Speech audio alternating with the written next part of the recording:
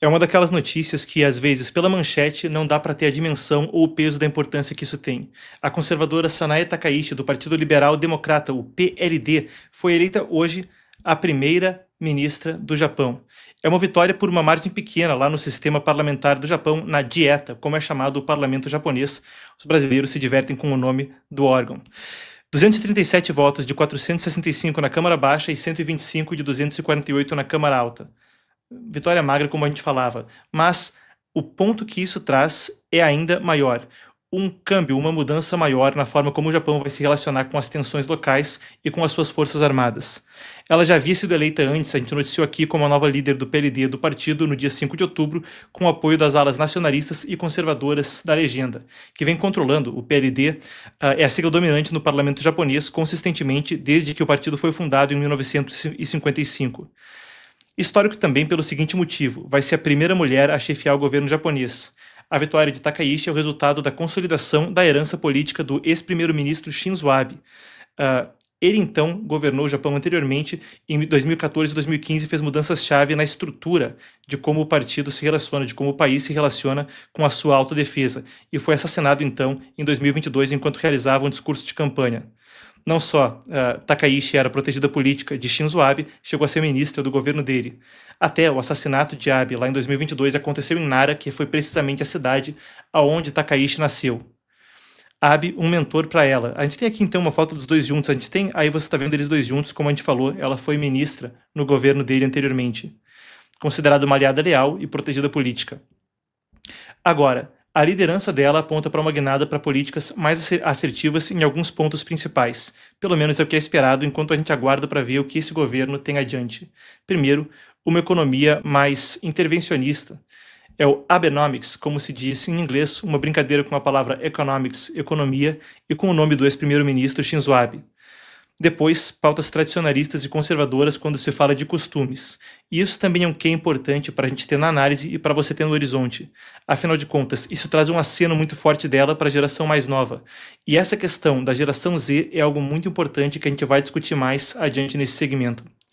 A gente está falando, afinal de contas, em um momento de ruptura geracional. O que isso significa? De passada de bastão de uma geração anterior para uma geração seguinte, ou até, sem a passada de bastão, de uma nova geração ocupando espaços na política global. É um momento onde ela se relaciona muito com o público jovem e onde esse público jovem, em países que tão distantes, tão diferentes, mas com esse denominador comum, a gente está falando de Nepal, Madagascar, Marrocos, Peru, tem então protestos de jovens da chamada geração Z. E ainda a questão do alinhamento geopolítico. Quando a gente fala da tão importante para a geopolítica internacional, geopolítica sempre internacional, mas para a geopolítica, o alinhamento do Japão aos Estados Unidos e a Taiwan, uma oposição firme ao Partido Comunista Chinês e a possibilidade de tentar novamente uma reforma na Constituição do Japão, sobretudo quando se fala sobre defesa nacional. E eu trouxe aqui um resumo, conforme a gente entra na pauta, mas eu quero desdobrar esse assunto com você com mais cuidado. Afinal de contas, como eu falei, uma coisa que vai ter implicações mais amplas do que a manchete promete. Então, vamos lá, a gente fala sobre economia, geopolítica, demografia nessa futura gestão, e a gente começa falando antes de quem é a pessoa. Sanae Takaichi, com 64 anos, tem uma extensa experiência em cargos ministeriais. Desde 2006 foram 7 gabinetes, assuntos internos, comunicações, esse foi o mais proeminente no governo anterior do Shinzo Abe. Depois, segurança econômica e, claro, vale dizer, ela é frequentemente chamada de Dama de Ferro. Isso é porque ela é uma admiradora da ex-primeira-ministra britânica Margaret Thatcher, que comandou o Reino Unido de 1979 a 1990 e ficou conhecida como a Dama de Ferro, então. Uma coisa que, claro, também tem a ver com a forma como ela se relacionava com a União Soviética. E se a gente volta lá atrás para dar um pouco de contexto histórico, a linha dura anticomunista de Margaret Thatcher no Reino Unido, junto de Reagan nos Estados Unidos, e se falava do Papa João Paulo II apoiando o movimento de solidariedade na Polônia, foram uma conjuntura histórica muito importante para, eventualmente, a degradação e queda do comunismo no leste da Europa. E, de fato, Sanae Takaichi também tem posições anticomunistas, e o anticomunismo sempre foi muito popular no Japão. Ela disse que conheceu Thatcher pessoalmente, até a curiosidade aí, em um simpósio pouco antes da Thatcher morrer em 2013. Ela nasceu em um período, de forma mais interessante do que o currículo, onde a economia do Japão se recuperava e prosperava depois dos danos causados pela Segunda Guerra Mundial.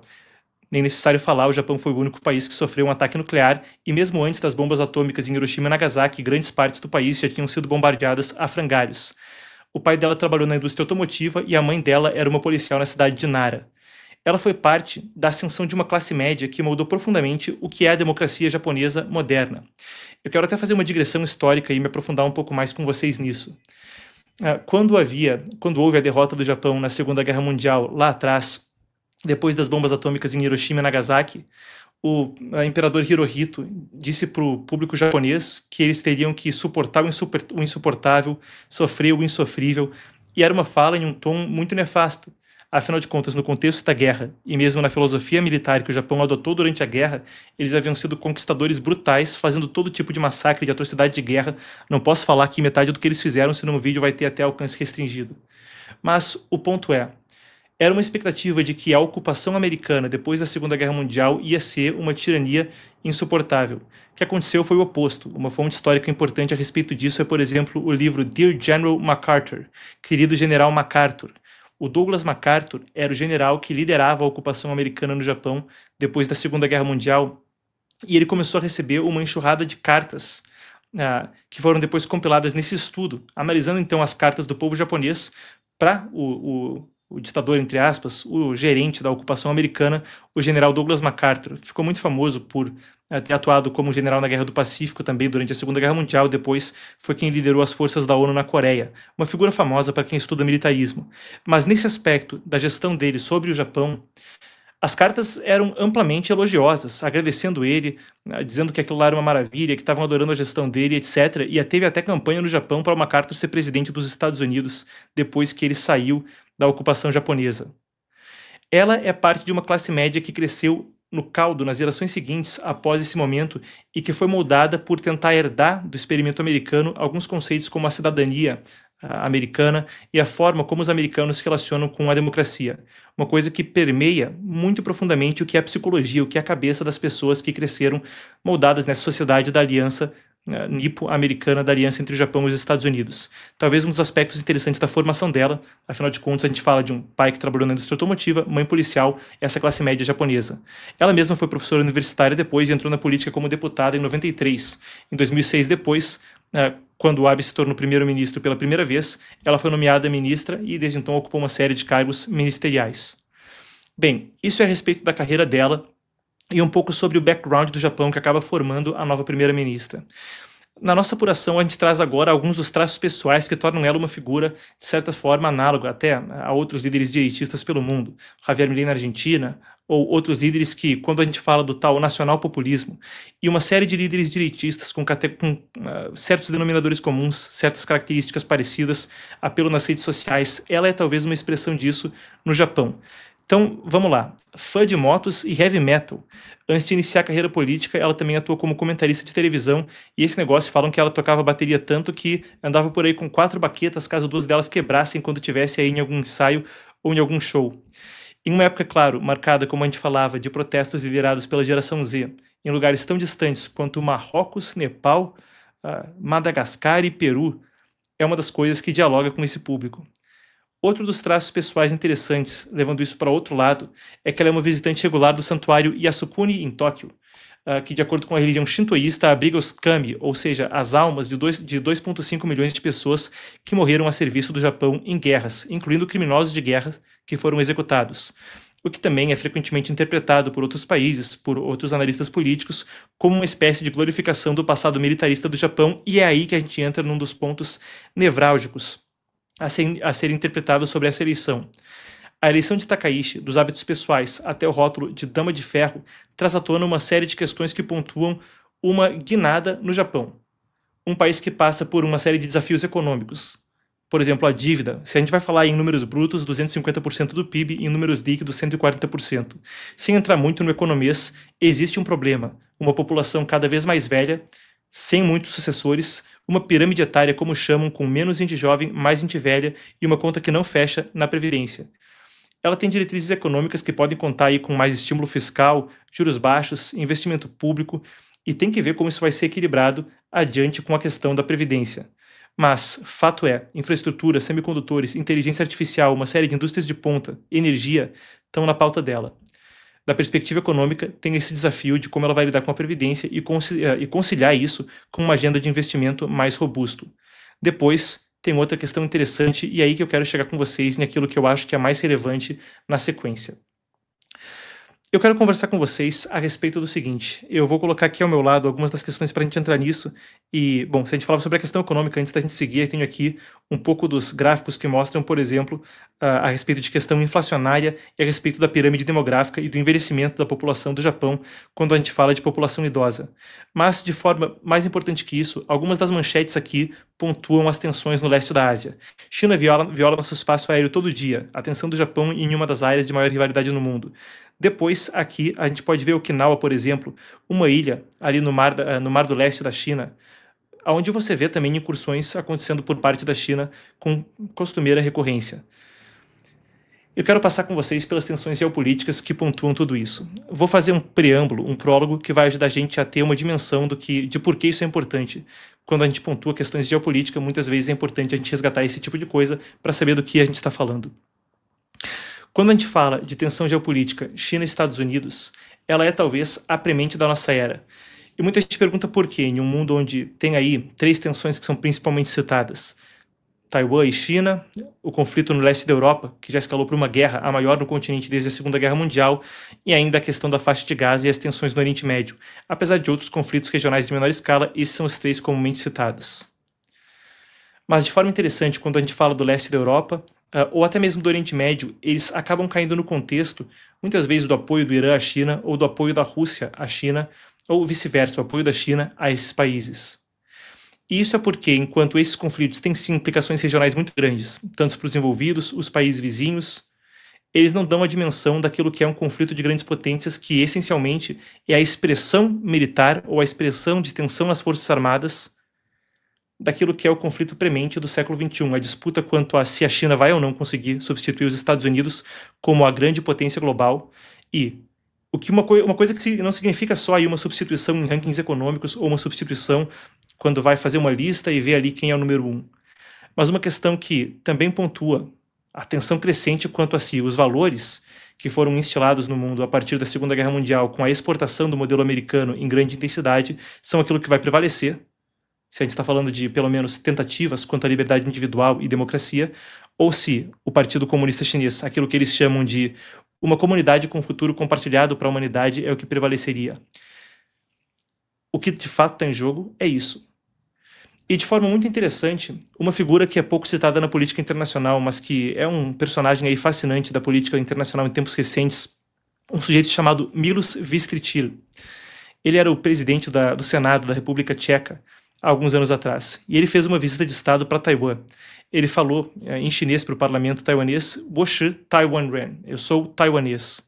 E era uma evocação, uma comparação com aquilo que lá atrás o antigo presidente americano Kennedy havia dito em Berlim, quando ele falou em alemão, Ich bin ein Berliner, eu sou um berlinense. O que Kennedy queria dizer lá atrás e o que o Milos Vystrčil queria dizer em Taiwan era que, ora, tinha aquelas grandes potências em conflito, a União Soviética e os Estados Unidos, e no meio daquele conflito uma cidade dividida, Pequim. Ele era um cidadão de Pequim porque ele se via como, assim como o mundo todo estava naquele momento, uma célula ou partícula diante de forças imensas, uma capacidade destrutiva muito grande nas mãos de pessoas que eram seres humanos falhos, esperando para ver o que ia acontecer e vivendo aquele tempo de incerteza. Esse comparativo é muito pertinente. Quando a gente fala de Taiwan e do leste da Ásia, quando a gente fala do Japão, a gente está falando de uma situação que abarca o mundo todo. Pessoas que estão esperando para ver o que vai acontecer num conflito de grandes potências, com um horizonte de tempo, um horizonte de poder que está muito além do que a gente pode conceber agora. Então eu trouxe uma imagem aqui do lado para ajudar a gente a embasar isso aí que eu estava discutindo. O homem que a gente está vendo aqui do meu lado é o Robert Spalding. Ele era adido militar dos Estados Unidos na China até mais ou menos 2015. Teve ele na embaixada como pessoa responsável por essa questão militar. E ainda, expandindo esse cenário, esse livro que está do lado dele se chama Stealth War, Guerra Furtiva, Guerra Sigilosa. E era uma interpretação dele a partir dos documentos que vinham do exército do Partido Comunista Chinês. E ele falava essencialmente a respeito de uma tentativa que estava precisamente buscando minar, não só na região, mas para além, para o mundo todo, aquilo que fossem os aliados dos Estados Unidos e fazer guerra por uma série de meios subversivos. Se a gente vai falar, por exemplo, desde a diplomacia até a internet, até a guerra cibernética, até conluio com cartéis criminosos, tudo estava valendo. O Japão é um ponto premente nisso aí. Quando a gente fala a respeito do que vai vir adiante, eu trouxe também um mapa para embasar essa conversa. O que vocês estão vendo aqui é o que é chamada as 3 cadeias de ilhas. Ali perto da China você vê a primeira cadeia de ilhas, depois indo mais para os Estados Unidos, a segunda e a terceira. O Japão elege ela num objetivo onde a China, nesse contexto, tenta empurrar a influência americana para longe dessa primeira cadeia de ilhas, que vai do Japão ali, passando por Taiwan até Papua Nova Guiné, mais atrás para a segunda cadeia de ilhas ali, onde a gente vai ver, lá depois das Filipinas, depois de Taiwan, e mais adiante tentar empurrar de volta a influência americana até o Havaí, que é essa terceira linha que vocês estão vendo no mapa, indo da esquerda para a direita. Então é um cenário complexo, certo? Vamos voltar agora para, municiados desse contexto, por que essa eleição da Sanae Takaichi tem um peso tão grande. Ela é a sucessora política de Shinzo Abe. Shinzo Abe, lá atrás, vinha de uma cruzada tremenda na política japonesa para mudar a Constituição do Japão. É diante desse cenário que Shinzo Abe pensava, ora, desde lá atrás, em 1947, o Japão tem uma Constituição pacifista. Uma Constituição que permite apenas ter forças armadas para autodefesa, e não um exército normal. Compreensivelmente, uma Constituição que foi feita logo depois das bombas atômicas e logo depois da ocupação americana. E, claro, construída com participação dos Estados Unidos. Ali se proibia que o Japão fosse fazer guerra para que não acontecesse a mesma coisa que aconteceu lá atrás na Segunda Guerra Mundial, quando teve uma ascensão como potência militar e saiu invadindo Coreia, depois China, chegando a ocupar uma parte grande do leste da Ásia e do Pacífico. Aquele trauma, passando por décadas e 3 ou 4 gerações de japoneses, chegou no momento atual com uma série de desafios que eram inesperados. A ascensão da China como uma potência global, com intenções de dominar a sua região próxima e, eventualmente, também de ter influência à escala global. Uma ameaça bélica que estava na porta do Japão quando a gente fala de Taiwan. O resultado, em 2014, Shinzo Abe, o padrinho político de Sanae Takaichi, a nova primeira-ministra do Japão, reinterpretou a Constituição japonesa. Ele falava, olha, é para só autodefesa, mas a autodefesa é expandida. Uma autodefesa que vai contar também, por exemplo, para os nossos aliados. Uma autodefesa que vai contar também para, por exemplo, um ataque aos nossos aliados enquanto a gente está providenciando a logística. E, por sinal, a logística também vai poder ser providenciada. E ele conseguiu, de 2014 para 2015, colocar muito disso aprovado no Congresso, para ser uma reforma na forma como o Japão via suas forças armadas. E começou uma construção militar, quando a gente fala, por exemplo, da capacidade de ter navios porta-aviões, de ter plataformas de lançamento de helicópteros, de ter mísseis com alcance maior, que possam chegar, por exemplo, à Coreia, possam chegar, por exemplo, fundo na China continental. É uma série de mudanças que seriam impensáveis há 20 anos atrás e estavam acontecendo sob Shinzo Abe em 2014, 2015.